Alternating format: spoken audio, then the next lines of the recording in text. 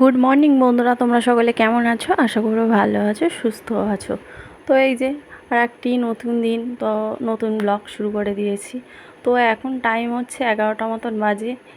মেজো মেয়ে স্কুলে চলে গেল, আর বড় মেয়ে তো আগেই গেছে, ওর আগে বেরোয় 10টার সময়। তো চলো, ওই জন্য সব বেরিয়ে যাওয়ার পরে কিছু কাজ ছিল, সেগুলো সেরে নিয়ে এবার রান্না বসাতে হবে। তো চাল একটু ছিল বস্তার মধ্যে, সেটা ঢেলে নিলাম। মানে ভর্তি বস্তা ছিল, ওগুলো ভরে নেওয়ার পরেও চাল বেঁচেছিল, সেটাই ঢেলে নিলাম। তার জন্য আর বড় ড্রামটা আর বের করলাম না ভেতর থেকে, বলি এটা শেষ করি তারপর। চকলেট খাবে? চকলেট চকলেট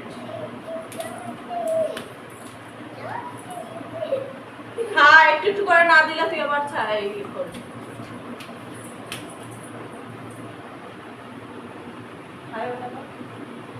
বলে চকলেট খাচ্ছে, দেখাও বলে চকলেট, বলে দাও বন্ধুদের খাবে।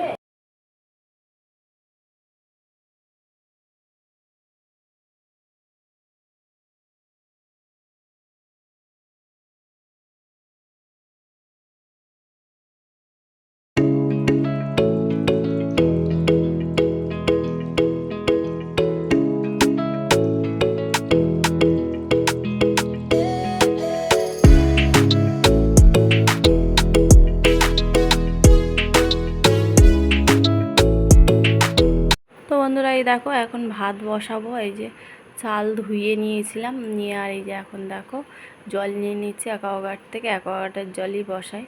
তো চলো, এই ভাতটা বসিয়ে দিয়েছি। আর একজন চকলেট খেয়ে আরও খেয়েই যাচ্ছে আর চেয়েই যাচ্ছে, আর ফ্রিজটা বারবার এসে খুলছে, তাই ধাওয়া করছে। আর এদিকে সোনামণি জল ফোটাবো বলে নিয়ে আসতে গেছে, আর ও আমার পেছন পেছন ঘুরঘুর ঘুরঘুর করছে। আমি যে সর কাজের টাইমে বিরক্ত করবি না।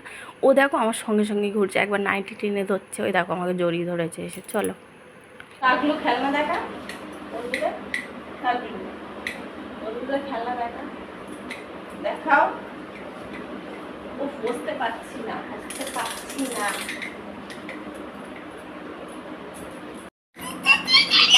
পাখি পাখি আবার উঠে দাঁড়ায়, পাগলাম হচ্ছে পাগলাম।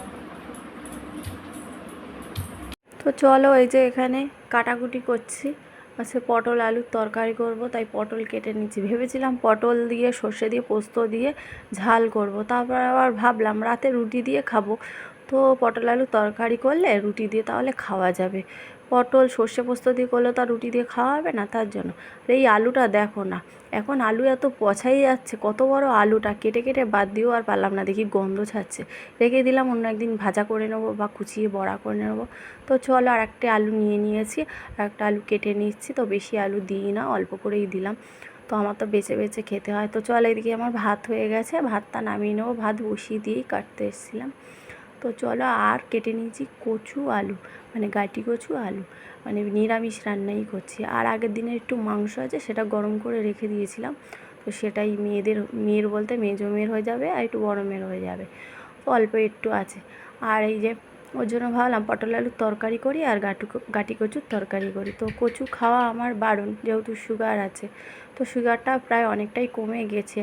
এখন জানি না আবার পরীক্ষা করলে কি হবে, মানে কীরকম সুগারটা কমেছে না বেড়েছে তো জানি না। ডাক্তার তো বলেছে 2 মাস পর আসতে, তো 1 মাস তো অলরেডি হয়ে গেল, আর 1 মাস বাকি আছে ডাক্তার দেখানো।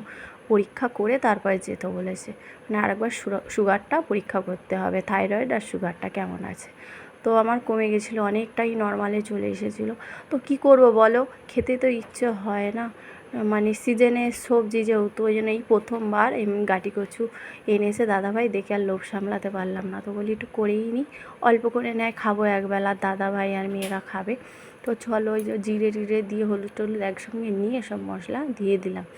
তো দিয়ে কষিয়ে নিয়ে জল দিয়ে দিয়েছি, একটু ঝোল ঝোল করে করব তরকারিটা। তো ওইটা যেহেতু একটু মাখা মাখা করেছি, এই তরকারিটা একটু ঝোল ঝোল করে করব। তো চলো, আর এই যে একটু ধনে পাতাটা আর বলো না, একাটি ধনে পাতা এনেছে। এখন তো জানো ধনে পাতার কী দাম, সবে নতুন নতুন এখন উঠছে। তো পুরো ওর মধ্যে মাটি ছিল, দেখতে পাইনি, আগের দিনে এনেছিল ওই রকম প্যাকেটে এনেছে, আমি ধরে রেখে দিয়েছি, আর পচে গেছে। তো কিছুটা বাদ দিয়ে এই যে কেটে নিচ্ছি। ধনে পাতা না দিলে দেখবে গাটি কচুর তরকারিতে আবার ভালো লাগে না, দিতেই লাগে।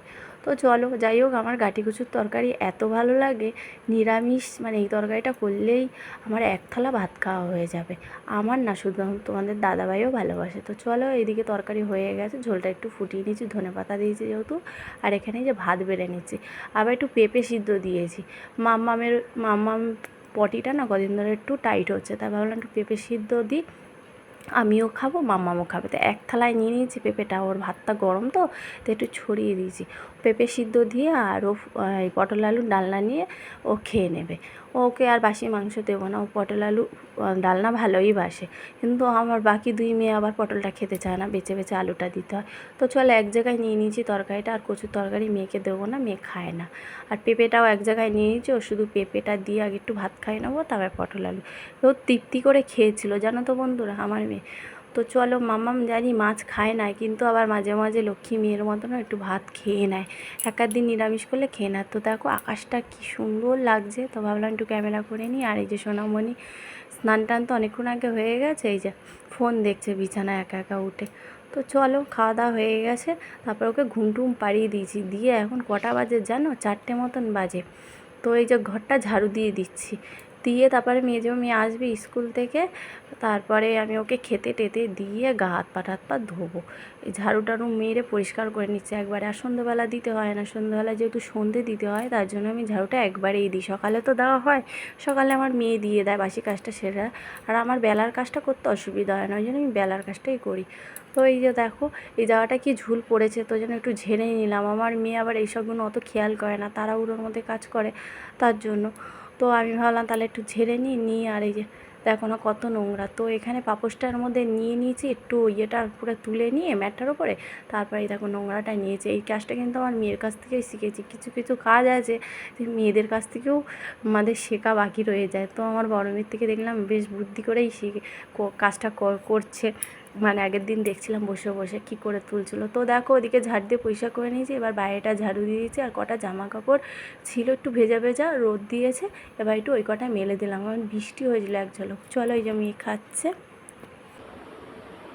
অনেকক্ষণ হয়ে গেছে, ঘরটা ঝাড় দিয়ে নিলাম, নিয়ে বাইরে ঝাড় দিয়ে নিয়েছি, নিয়ে এখন বসে আছে এই সিঁড়িতে।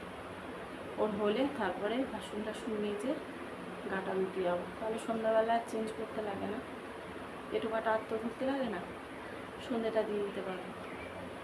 বলছি শুনছেই না, দেখো বসে আছে, মাংস দিয়ে বলেছে দিতে, তাই দিয়ে আজকে উঠে গেছে আর একজন, ঘুম পাড়িয়ে দিয়েছি, কী লাভ হলো, উঠে গেছে, এখন শুয়ে শুয়ে কী করবে, জ্বালাবে বলে আমি ফোন ছেড়ে দিয়ে এসেছি, ফোন দেখুক। ওই দেখো অর্ধেক ভাত খেলো না, ফেলে রেখে চলে গেছে হাত ধুতে। চলো পরিষ্কার করে নিয়ে গাটা ধুয়ে পরে আসছি তোমাদের সঙ্গে। হাঁপাচ্ছে আমার, ঝাড় দিলেই খুব কষ্ট হয়। ওই গা ধুয়ে চলে এলাম, কটা বাজে, 5টা 5, আর গরমে চলে এসছে, খাবে না, স্কুল থেকে খেয়ে এসছে। চলো এখন গিয়ে একটু কাত হবো, ঘুম তো হবে না, একটু শুয়ে থাকবো, আবার সন্ধ্যের সময় দেখ। আমি যেটা খাই সেটা নিয়ে এসছি, পুঁই শাক নিয়ে এসছি, বড়ি নিয়ে এসছি, এগুলো আমি খাই না, আমি দিই।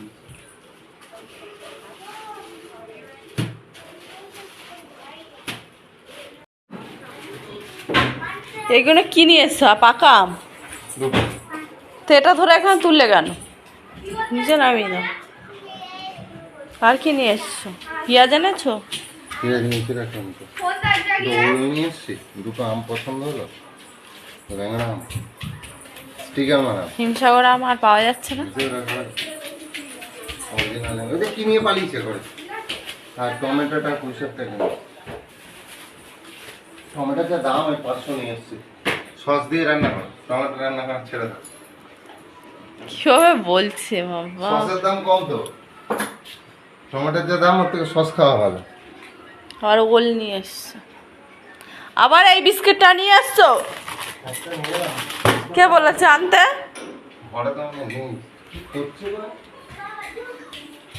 চুলটা নিয়ে কি করতেছে? বদমাশি করছে আর শুধু কি, পাকামো। সর।